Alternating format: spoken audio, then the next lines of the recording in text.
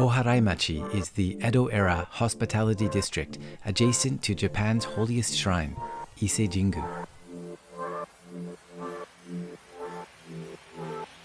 Aside from the spiritual and historical significance of this place, it's also popular for its charming traditional atmosphere and simply because it's a really fun place to be.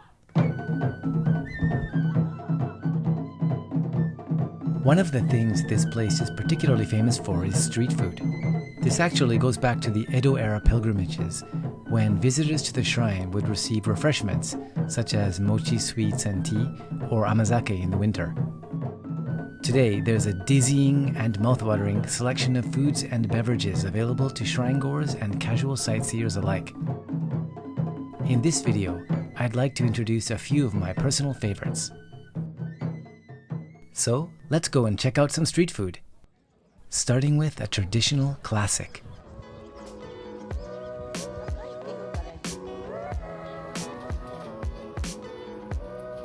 Dango-ya.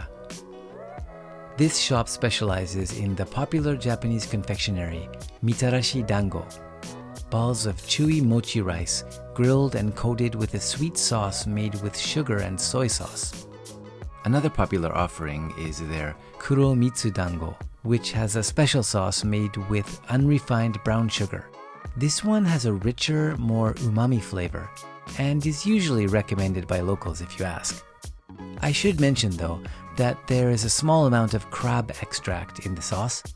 Not identifiable in the flavor, but a problem if you have allergies. In that case, go with the classic mitarashi dango instead. There are also a range of other traditional mochi sweets as well, all high quality with a subtly sweet flavor and a satisfying chewy texture.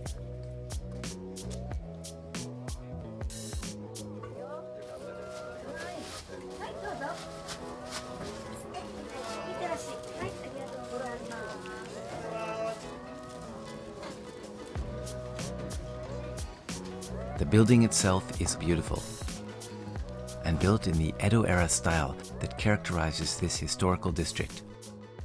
Definitely worth exploring a bit. You can also walk down to the riverbank if you're looking for a quiet spot to sit down and eat.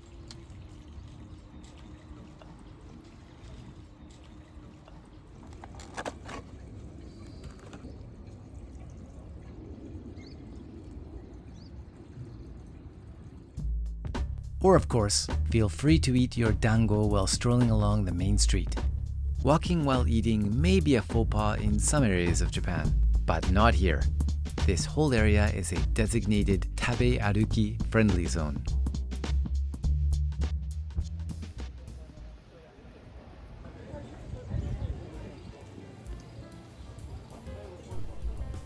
Tofu-an Yamanaka is a tofu artisan turned confectionary, specializing in sweets made with their high-quality soy milk and other byproducts from the tofu making process.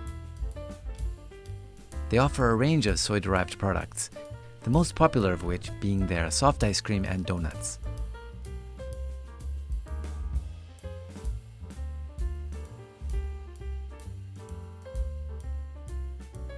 But this place is more than just a dessert shop. Their deep connection with local Shinto culture comes through in their focus on purity of ingredients, traditional manufacturing process, and of course, the beautiful architecture and traditional aesthetic of the building itself.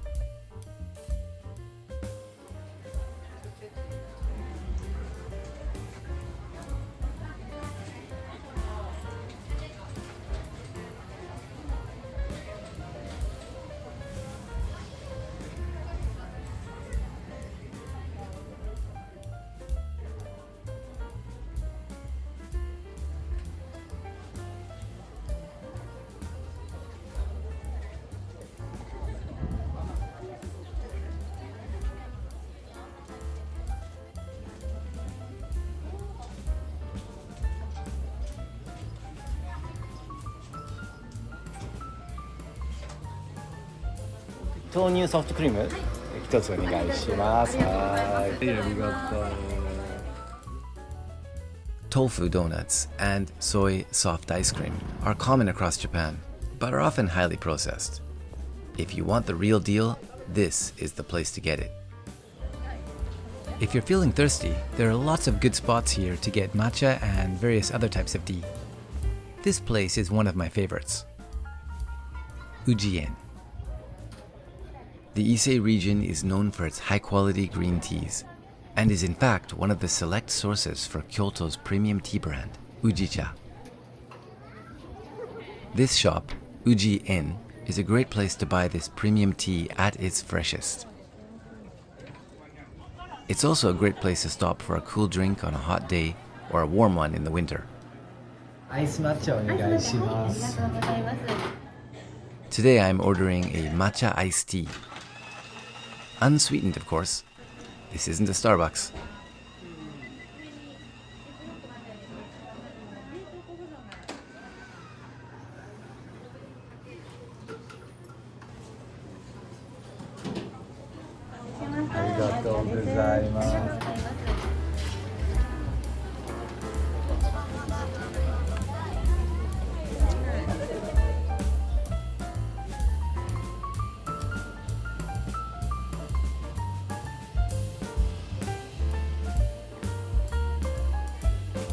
Next stop, O-Iseya Honpo.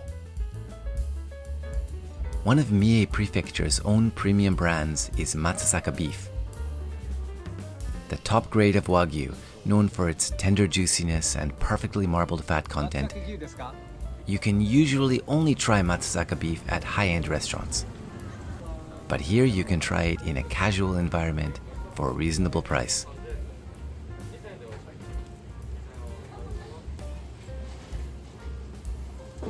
So, 牛肉の串1個でいいですか？はい、お願いします。900円。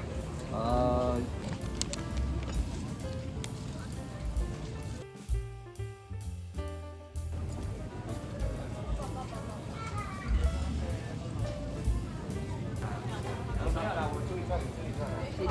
That is so delicious. So juicy and tender.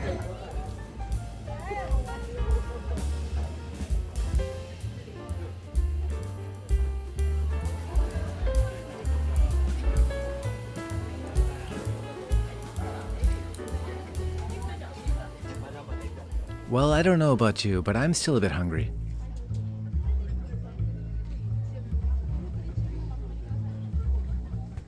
So many intriguing choices. But I think we need to go for something crispy and satisfying. And this is just the place. Ise Croquette Dojo. Classic Japanese comfort food, croquettes contain a variety of fillings, most commonly some combination of meat and potato. This place puts a local spin on things with offerings like Ise spiny lobster, Aosa seaweed or laver, and of course Matsusaka beef, and a few other interesting creations. Including this umami beast here, the triple cheese minced pork. Which one would you choose? Triple cheese menchikatsu no onegaishimasu.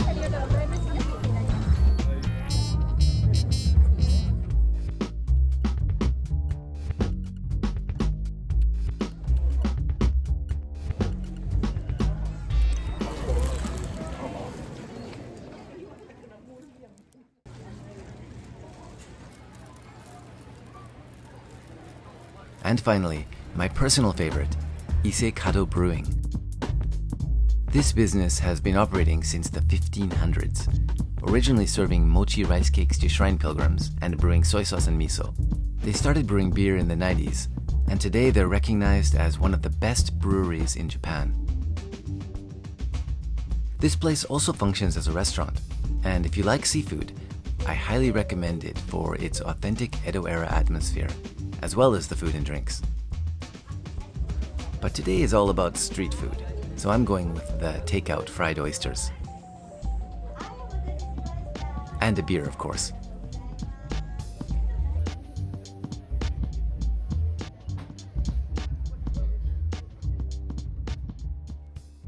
Even when it's busy on the main street, it's usually fairly quiet back here on the patio.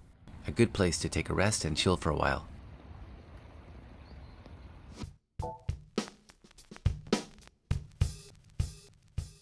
乾杯。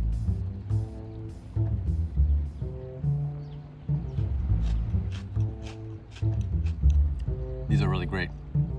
This place does get really crowded sometimes, especially midday to early afternoon on holidays. And sometimes, you just don't feel like waiting in line for 5 or 10 minutes just to get a beer. Luckily, there are several other places here that serve Ise Kadoya beer, like this one.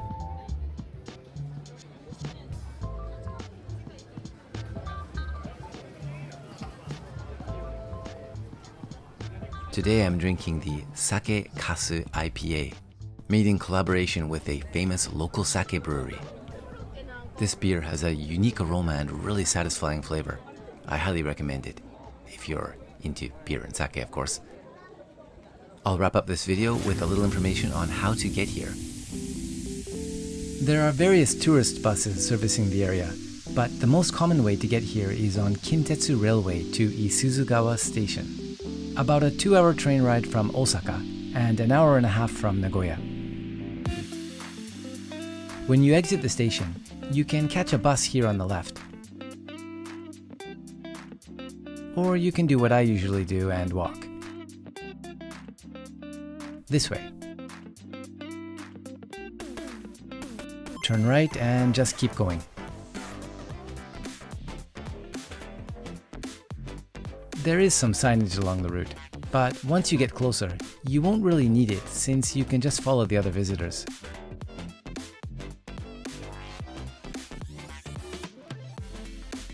The Oharaimachi Hospitality District begins right across the street over there. You can of course just cross at the intersection, but for the full effect, I recommend taking an extra few minutes to access the area via a special underpass.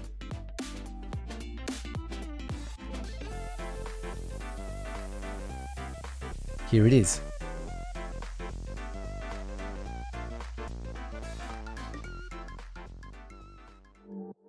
Coming through here sets the mood, as well as some historical context, allowing visitors to view scenes of the famous Edo-era pilgrimages to Ise Jingu. If you're interested in the history of pilgrimages here, and the continued importance of the shrine in contemporary Japan, I have some videos on that topic that might be of interest to you. There's also so much more about Ise's local food and beverages, culture, and general awesomeness that I'm excited to share with you. Stay tuned for future videos on those topics, and I'll see you in the next one.